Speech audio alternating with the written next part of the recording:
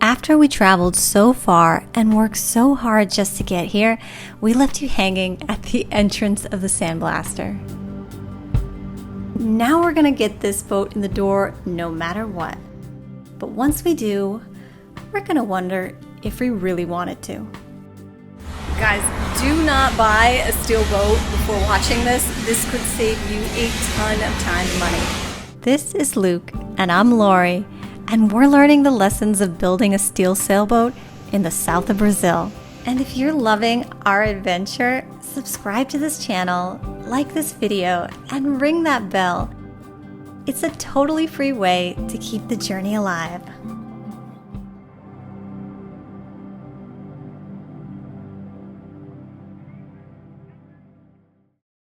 Hey guys, I hope you can hear me. This is the situation. We are at the Sandblaster in the entrance.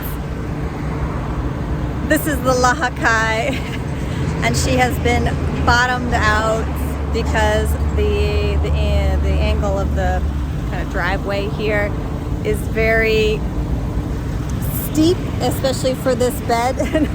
We needed a really low bed, and now it's kind of biting us in the butt because now it can't get into the entryway.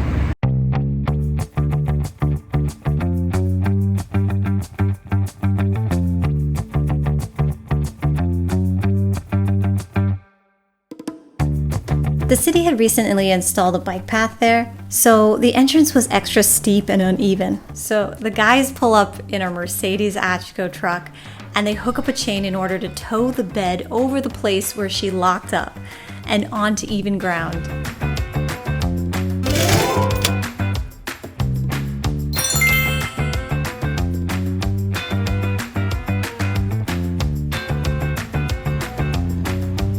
But no matter how much we tried, our 5-ton cargo was not going anywhere. The bed was lifting up the cabin of the truck, so its wheels couldn't get any traction. This is when we learned a new word: high-centered. Look it up. You'll see a picture of our boat there.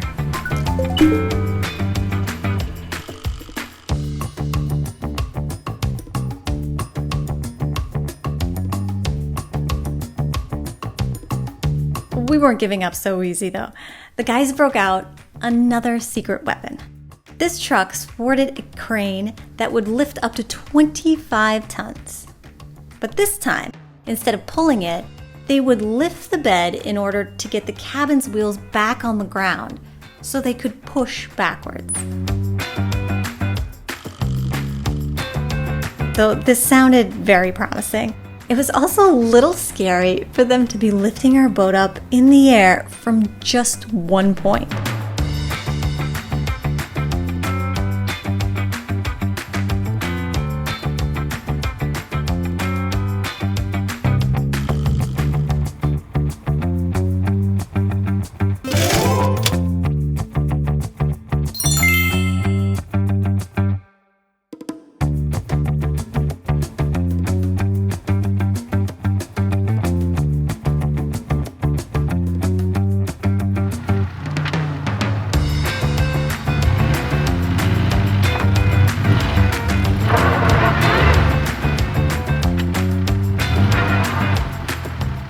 We did gain another couple inches, but it still didn't seem to be enough to get her totally freed up and moving again. So they moved the crane to the other side to see if they could get a little bit more leverage from a different angle.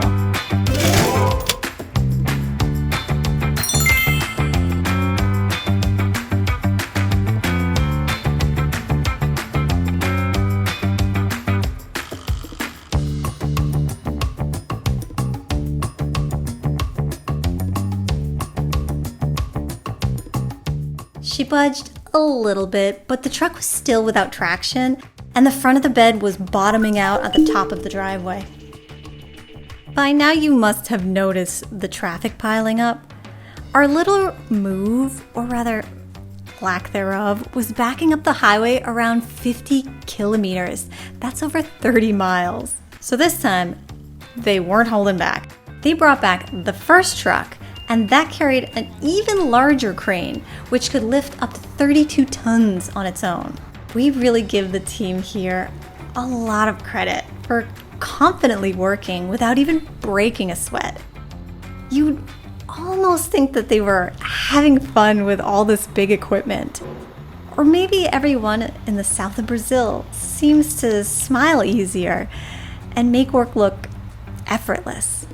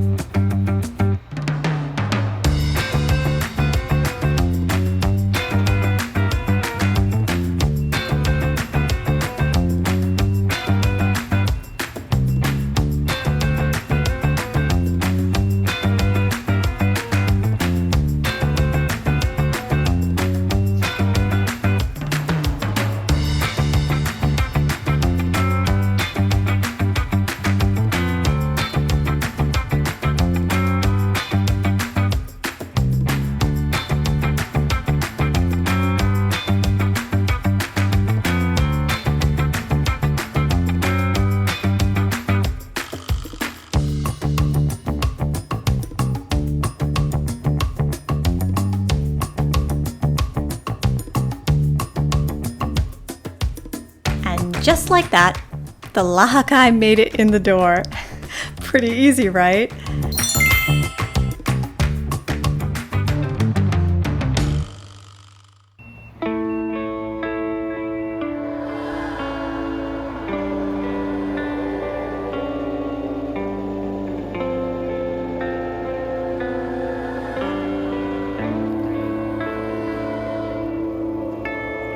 But we're not done yet. I mean, when are we ever out of adventures?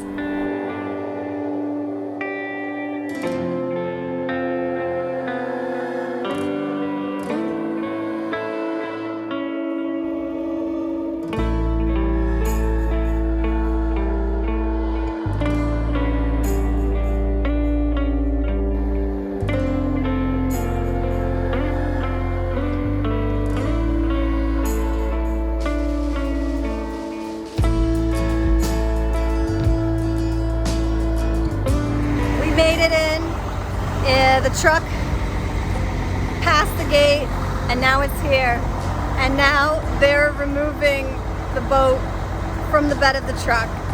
This is crazy because this crane is way smaller and these ropes are way smaller than the one at the marina. I mean, the marina is like high quality stuff. I'm not saying this is low quality, but this is scary because it's super tiny and it's moving.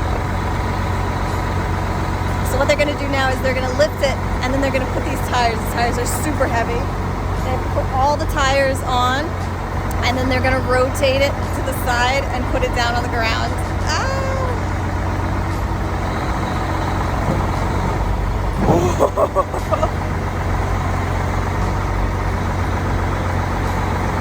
Oh shit.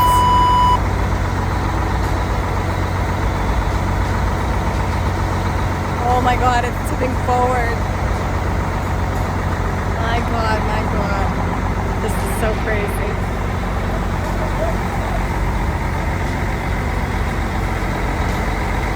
Alright, it's in the air.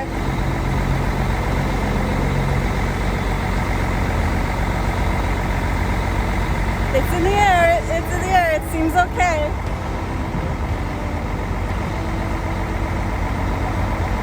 My god, how these cranes are amazing.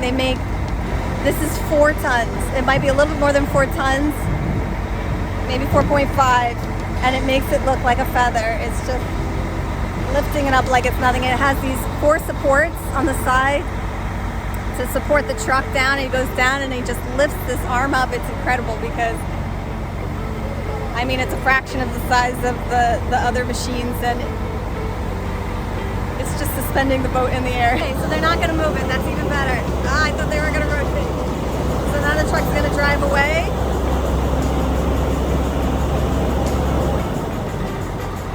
I'm watching it, just like you are right now. Here he goes.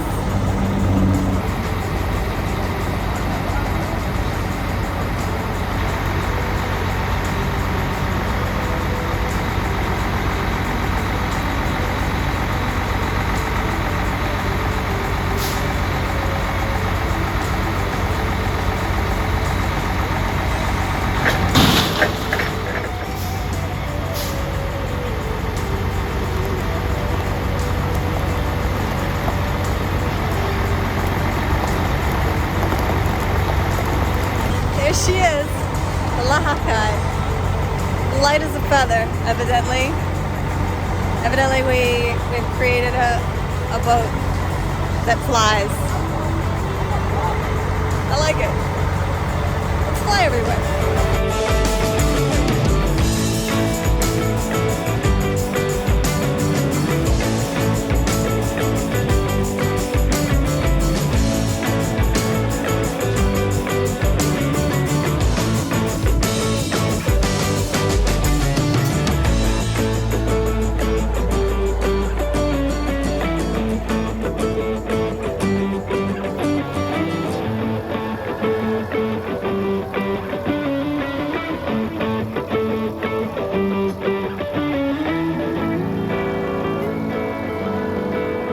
With the boat finally on safe ground, we put the dinghy and the mast away for safekeeping.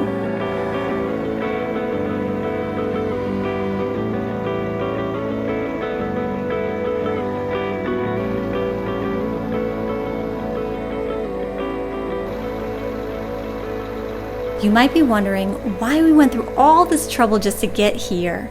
Well, now we're going to show you that it was either here or the scrapyard. Okay guys, now that we've actually entered the Sandblaster, we're here. We have some really big decisions that we have to make regarding the future of our project and our budget. And we really think that you should consider this information if you're thinking about buying a steel boat for yourself, especially one that was used or in some sort of condition that was similar to ours. Learn from our mistakes.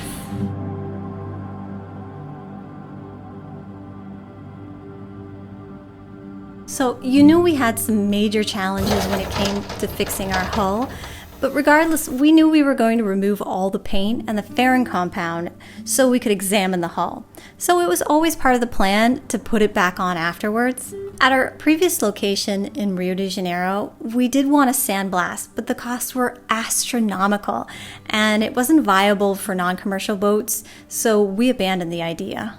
And the thought was, when we arrived here, we could just blast the interior since problems generally start on the inside. The update on construction of the boat is a forecast of rain. Unfortunately, in Rio, we also didn't have the luxury of a covered area for our boat.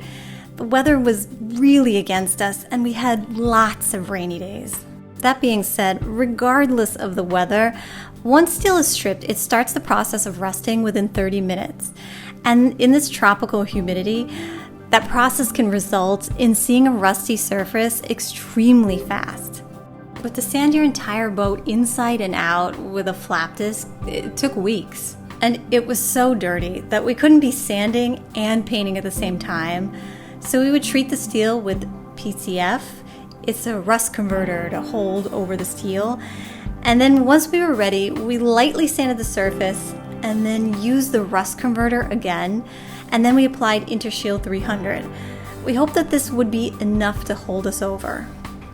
So once we arrived here, we evaluated the hull over here and we realized that it wasn't. Sure, we could sand it with a floppy, we could sand all of the surface, but that doesn't contaminate the boat or the steel because the steel actually has pores in it. The fairing compound that we painstakingly applied did not adhere well to the surface. So we decided that for the longevity of the boat, our project, and really our sanity, we're biting the bullet again and we're going to remove everything that we put on and sandblast the entire boat.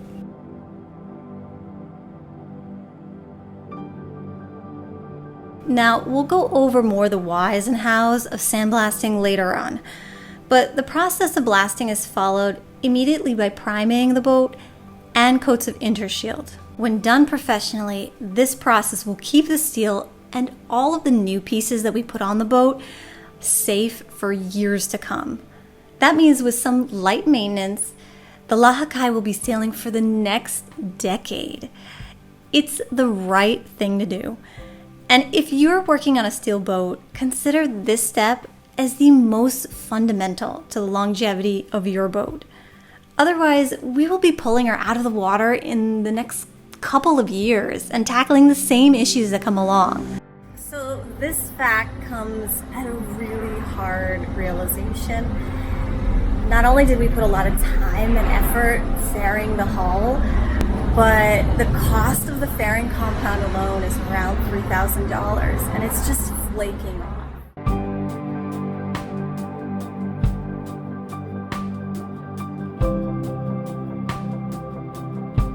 And our biggest realization and advice that we can give you is that if you want to do a boat build for yourself, that the location of your build will make an enormous impact on your time and your results. And that goes for not just a suitable place, but one that's also close to people and materials that will help you get the job done right. And of course, expect the unexpected. We have learned a lot about being flexible and adaptable. And that's been what has gotten us through some big challenges, as well as this one.